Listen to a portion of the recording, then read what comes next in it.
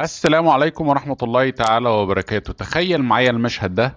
قاعد على سريرك، الدنيا هادية خالص، النور خافت، الجو رايق، وعينيك بتبتدي تتقل من النعاس. كل حاجة حواليك ساكتة، مفيش غير صوت نفسك وهو بيطلع بهدوء. وفجأة يجي في دماغك سؤال غريب: ليه بننام؟ يعني ايه النوم ده اصلا؟ هو مجرد ان جسمك بياخد استراحة، ولا في حاجة اعمق بتحصل واحنا مش واخدين بالنا؟ النوم ده لغز حير العلماء من سنين طويلة، وحاجة بنعملها كل يوم من غير ما نديها الاهتمام الكفاية. بس في الفيديو ده هاخدك في رحلة ممتعة جوه العالم ده. هنكتشف مع بعض ليه النوم مهم قوي، ازاي بيأثر على حياتنا، وايه اللي بيحصل لجسمنا ودماغنا واحنا نايمين. النوم مش بس انك تغمض عينيك وتفصل عن الدنيا، لأ، ده زي ما تكون بتدخل عالم موازي. جسمك وعقلك بيشتغلوا بطريقة سحرية عشان يخلوك جاهز ليوم جديد. بس قبل ما نروح بعيد، خلينا نفهم الأول ايه هو النوم. النوم هو حالة طبيعية بيمر بيها كل الكائنات الحية تقريبا، مش بس البني آدمين. الحيوانات حتى بعض النباتات عندها نوع من الراحة يشبه النوم. لما بننام الجسم بيبقى في حالة استرخاء، بس دماغك مش بيقف عن الشغل. في عمليات كتيرة قوي بتحصل، زي انك بتعمل ريستارت لجهاز الكمبيوتر. دماغك بترتب المعلومات، جسمك بيصلح نفسه، وحتى مزاجك بيتظبط. بس السؤال المهم هنا: ازاي جسمك بيعرف انه لازم ينام؟ الاجابة في حاجة اسمها الساعة البيولوجية. دي زي ساعة داخلية في جسمك، موجودة في منطقة اسمها الهايبوثالاموس. وظيفتها انها تنظم مواعيد نومك وصحيانك بناء على الضوء والضلمة. يعني لما الشمس بتغرب والدنيا بتضلم، دماغك بياخد اشارة انه يبتدي يفرز هرمون اسمه الميلاتونين. الهرمون ده هو اللي بيخليك تحس بالنعاس، زي ما يكون جسمك بيقولك يلا خلاص وقت النوم. طيب النوم ده كله حالة واحدة ولا في مراحل مختلفة؟ الحقيقة ان النوم زي فيلم طويل مليان مشاهد وفصول. كل ليلة جسمك بيمر بحوالي 4 ل6 دورات نوم، وكل دورة فيها مراحل معينة. أول مرحلة هي النوم الخفيف. في اللحظة دي جسمك بيبدأ يهدى، نبضات قلبك بتبطأ، ودماغك بتبدأ ترتخي. لو حد ناداك في المرحلة دي ممكن تصحى على طول. بعد كده بنخش في النوم العميق، ودي بقى المرحلة اللي جسمك بيبدأ يشتغل بجد. النوم العميق هو زي ورشة تصليح داخلية. جسمك بيرمم الخلايا التالفة، بيعيد بناء الأنسجة، وبيجدد طاقتك. لو بتمارس رياضة أو عندك جروح، النوم العميق هو اللي بيساعد جسمك يتعافى. بعدين بنوصل لمرحلة النوم اللي اسمها ال REM، أو نوم حركة العين السريعة. في المرحلة دي دماغك بتبقى زي الكمبيوتر اللي شغال بكامل قوته. بتحلم وأحلامك بتبقى زي أفلام سينما. دماغك بتعيد ترتيب المعلومات اللي اتعلمتها في اليوم، وبتقوي ذاكرتك.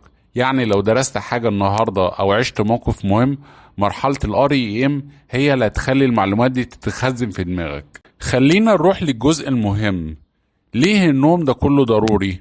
يعني ايه الفايدة من انك تقضي حوالي تلت يومك نوم؟ النوم بيعمل حاجات كتيرة قوي لجسمك ودماغك، وهقولك على أهمها. أول حاجة إصلاح الجسم. وإحنا نايمين جسمك بيشتغل زي مصنع صيانة، بيرمم الخلايا، بيجدد الأنسجة، وبيطلع السموم من الجسم. ده غير إن النوم بيساعد على إنتاج هرمونات زي هرمون النمو، اللي بيساعد الأطفال يكبروا، وبيحافظ على شبابك لو كنت كبير. تاني حاجة النوم بيقوي ذاكرتك. دماغك وانت نايم بتعمل زي مكتبة صغيرة، بترتب المعلومات، بتحط المهم في مكانه، وبتمسح الحاجات اللي مش لازم تفتكرها. عشان كده لما تصحى بعد نومة كويسة بتحس ان دماغك صافية ومركزة. تالت حاجة النوم بيخلي مناعتك زي الحديد. واحنا نايمين الجسم بينتج خلايا مناعية بتحارب الفيروسات والبكتيريا. يعني لو نومك مظبوط جسمك هيبقى أقوى قدام الأمراض زي البرد والأنفلونزا. بس زي ما النوم فيه فوائد، قلته كمان ليها أضرار كتير. لو بتفكر تسهر كل يوم وتنام 4 أو 5 ساعات بس، خلي بالك إن ده بيأثر على جسمك ودماغك بشكل خطير.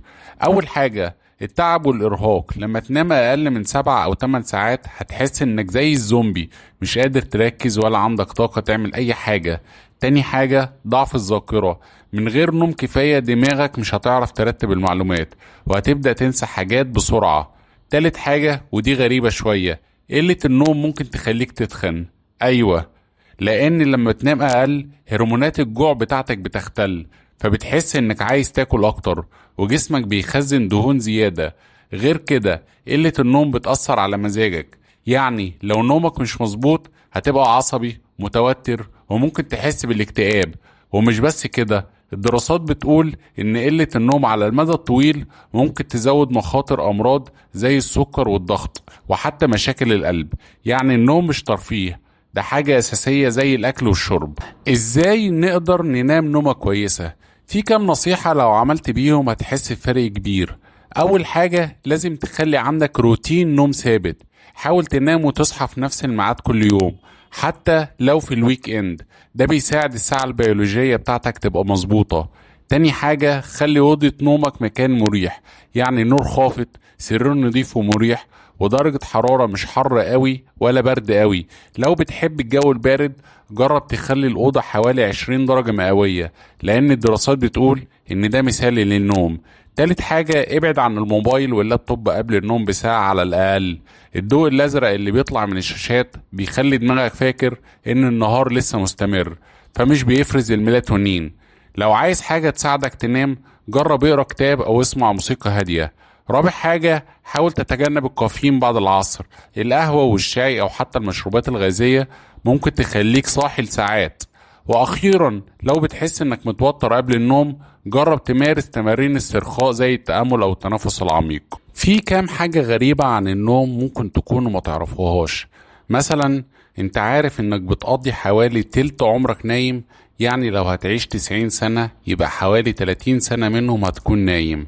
حاجة تانية غريبة، الحيتان والدلافين بيناموا بطريقة عجيبة اسمها نوم نص الدماغ، يعني نص دماغهم بينام والنص التاني بيفضل صاحي عشان يعرفوا يطلعوا يتنفسوا فوق المية.